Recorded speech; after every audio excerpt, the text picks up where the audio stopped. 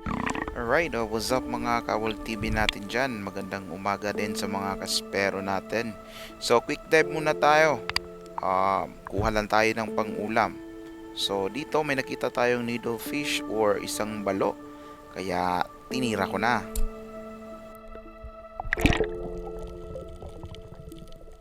Right, napaka-good size ng natira natin. At saka nga pala, shoutout sa kaibigan natin dyan, yung solid supporter natin si Juban Lloyd Canape. Shoutout sa'yo dyan.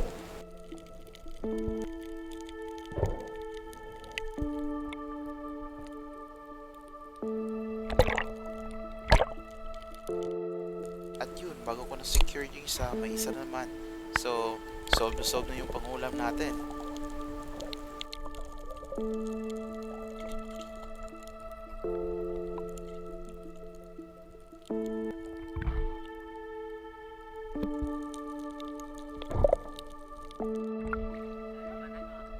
At yun, may nakasulubong din tayong isa ring spero dito. So, nagtanong siya sa akin kung anong mga isda yung target ko. So, sabi ko yung balo or needlefish, tsaka meron din na tayong nakakuha na snapper na. So, shoutout kay Manong.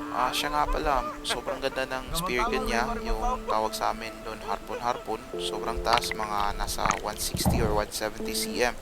At nakakagulat si Manong kasi walang feeds or walang yapak. So, talagang langoy lang talaga, no? At sabi niya sa akin, pang-ulam lang din yung tirada niya. Kaya, chinek ko, marami-rami na ring pang-ulam si Manong. May dalawang balo, tsaka parang igat. Hindi ko alam kung ano yung iba. So, paki-comment down section na lang kung ano po yung identification ng isdang yon.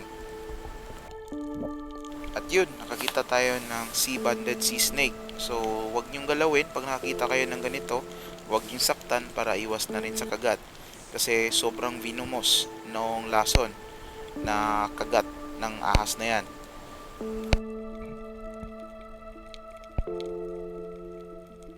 So, yun na nga. Tapos na akong mag-practice sa mababaw na part. Kaya sinubukan kong mag-seased ng malalim-lalim. Kaya chinek ko kung may makikita tayong mga isda na malalaki o mga pelagic fish. Kaso wala talaga. At yun, may grouper pala mismo sa harap ko. So late reaction tayo noon mga kawol kaya hindi ko talaga nakalagbit. Sobrang sayang. Napakalaki naman, mga nasa mga 3 kilo yung grouper na yon. So sayang na sayang talaga. Pag may flashlight ako, pwede ko sanang tignan yung may kuweba dyan kasi nakadungaw lang yan. Pero wala tayong dalang flashlight kaya resurface na kagad tayo.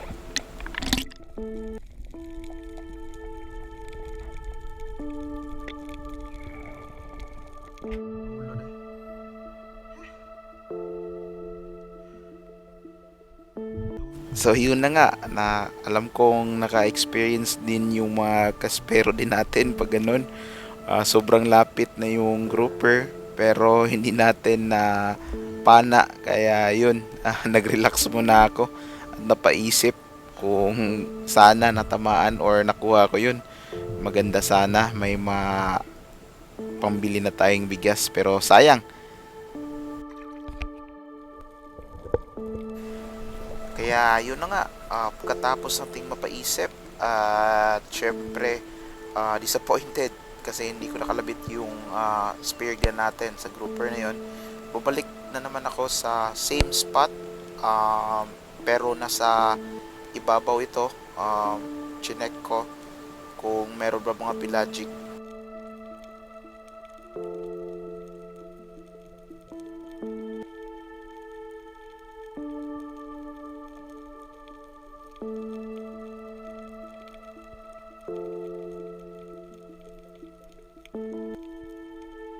Kaso wala, sobrang layo. Kaya chinek ko kaagad yung nasa ilalim, yun. May isang snapper na nakapalaging pabalik-balik. So, pag-check ko, good size naman. Kaya dinahandahan ko yung spear gun ko pababa. At syempre, tinira ko na.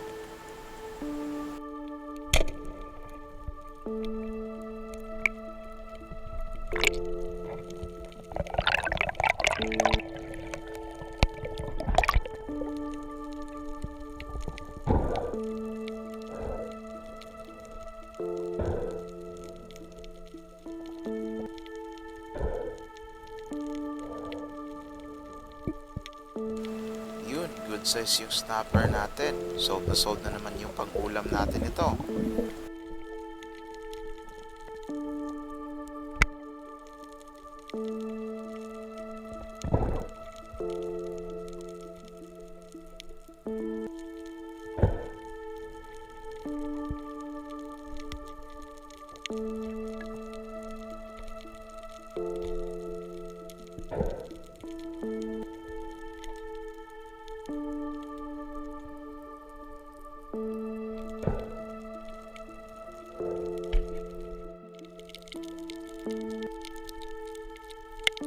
Yun, bumalik ako dito sa part na mababaw kasi gusto ko yung hunting style na ganito, yung nagtatago ka mismo sa bato tsaka chine-check mo yung surrounding mo kung may mga isda.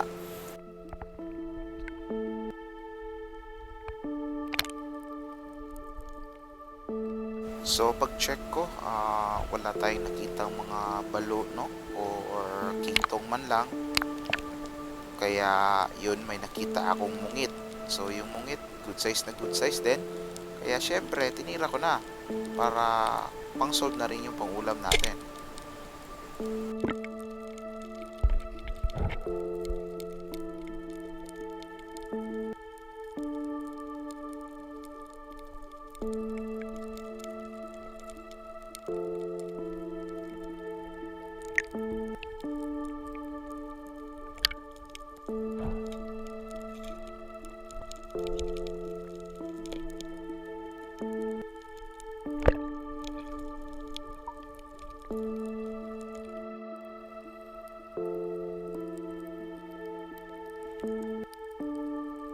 At yun na nga, our last and final catch for today. So same pa rin, nandito lang tayo sa mababaw, waiting time. Kaya chinek ko yung nasa baba, may nakita akong bangalaw or snapper din. Kaya chinek ko, okay, good size. So nag-antay ako na lalapit siya kasi hindi niya ako nakita sa part nito. Nakadapa lang ako sa itaas ng corals or sa mga bato-bato. Kaya nung medyo malapit or lumapit na yung isda, tsaka ko na tinira. Yun, akala ko hindi natamaan. Pag check ko, uy, natamaan ko pala. At good size din yung isda na nahuli natin. So salamat nga pala sa panonood mga kawol. Sana nagustuhan niyo yung video or mga clip natin. At patuloy sana kayong mag-subscribe and follow me. And please click the notification bell for new spearing activities.